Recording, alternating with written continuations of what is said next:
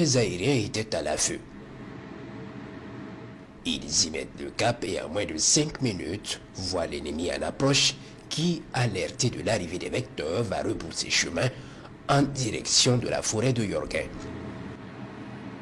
Ils sont alors pris en chasse jusqu'à leur point de repli où ils se retrouvent très nombreux sous de grands arbres.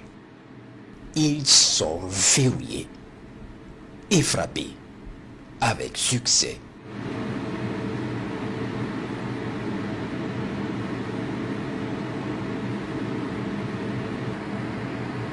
Plusieurs d'entre eux vont brûler avec leurs moyens sur place.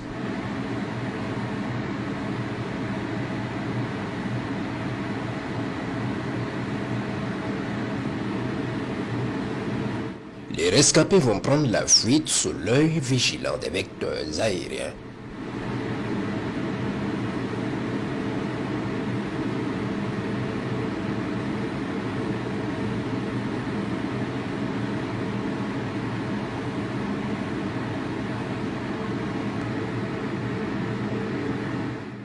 Ils prennent la direction de Bundangu, certains à pied et d'autres à moto.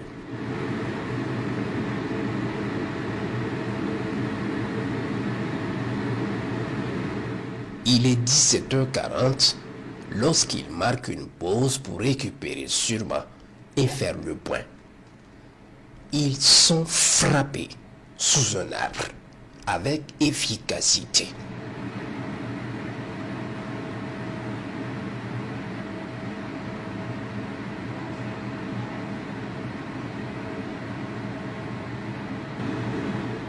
Des blessés de ces frappes sont évacués par un autre groupe jusqu'à Nyorzinsen, au niveau d'un bâtiment qui leur sert d'infirmerie.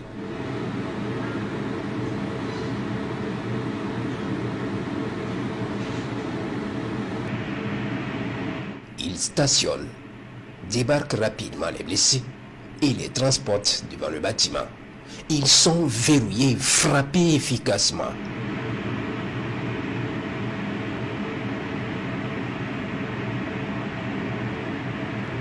Il est 19h03. Leurs motos abandonnées sur la piste, ceux qui ont échappé à la furie des vecteurs préfèrent leurs jambes. Direction Est. Des batailles intenses opposent les unités terrestres aux terroristes sur une de leurs grandes bases à Soham à 14 km au nord-ouest de Tawalbougou.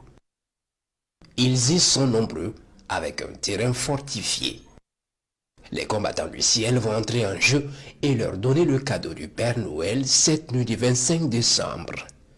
Il est 20h12 lorsque le cœur de la base où étaient regroupés des criminels est frappé efficacement.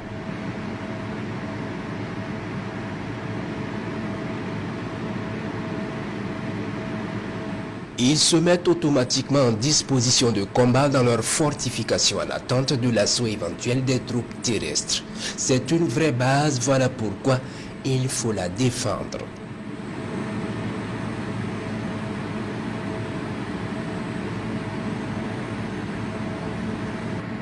Les avions de chasse vont entrer en jeu avec un bombardement intensif.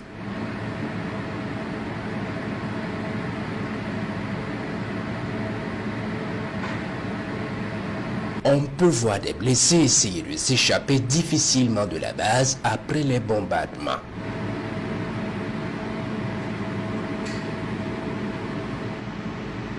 La base terroriste va rester sous surveillance jusqu'au matin. Aux premières heures, deux binômes à moto d'une autre base vont venir en reconnaissance pour voir les dégâts causés à leurs camarades suite au combat depuis le 23 et les bombardements de la nuit. Ils scrutent tout le terrain.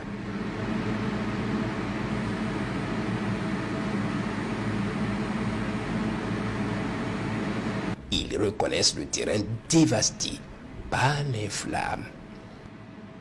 Ils rebroussent chemin vers leur base et sont suivis de près.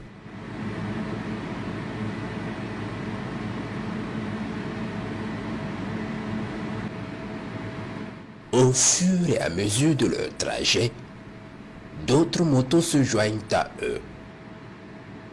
Ils progressent jusqu'à Bulgu à 27 km au nord-ouest de Matiakwali où ils rejoignent d'autres motos sous des grands arbres.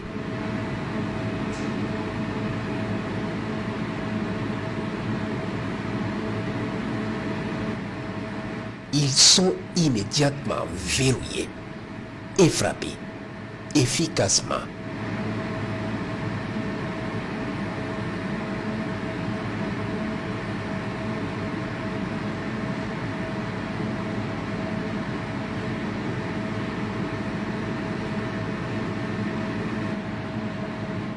On peut observer plusieurs cadavres et leurs motos sous les branches.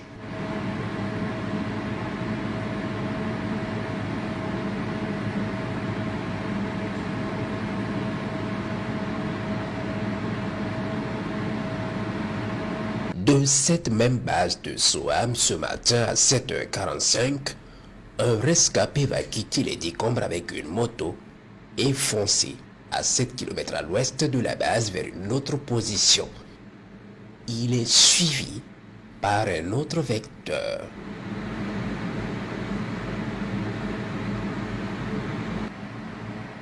Il sera rejoint sous son arbre par plusieurs autres criminels pour compter l'enfer auquel il a échappé. Ils sont verrouillés, frappés efficacement.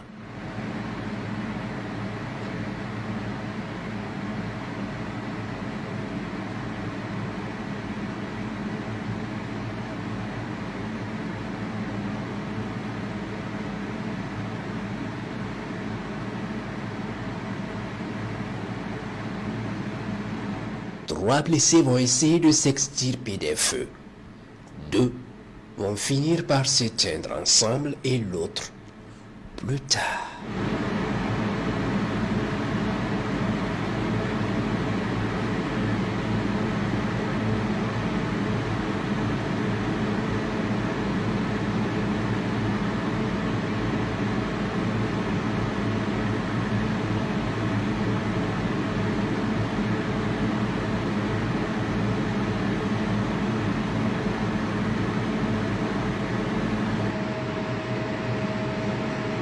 Ce même 25 décembre, les combattants du ciel ont préparé des cadeaux pour ceux-là qui avaient attaqué Soleil et croyaient avoir échappé aux frappes le même jour. Nous sommes au Sahel, aux environs de 18 heures.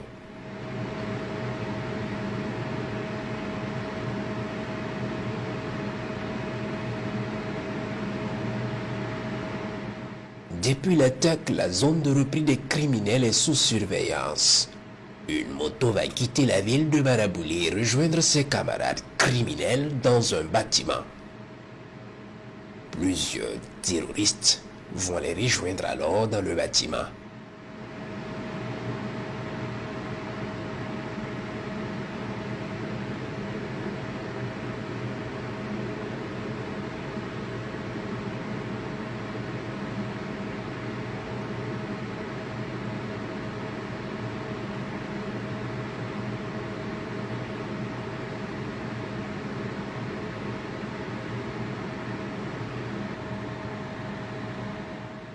Et ils sont frappés avec succès.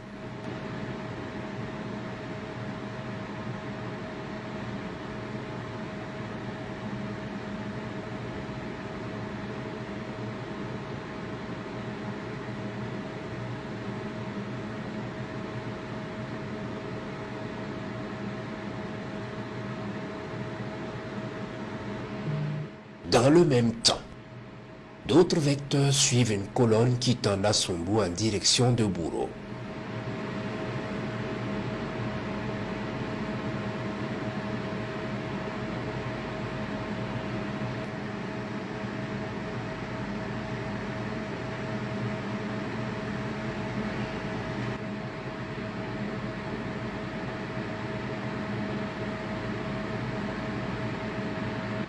Ils fonce à toute allure retrouver d'autres criminels à boulot sous un hangar devant un bâtiment qui leur sert de plot logistique.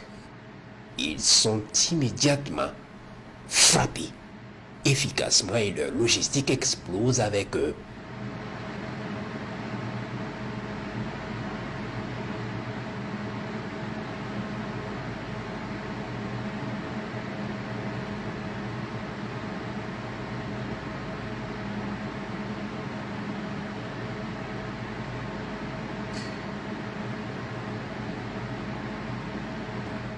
Une grande boule de feu va éclairer la nuit du Sahel pendant plusieurs dizaines de minutes avec des explosions.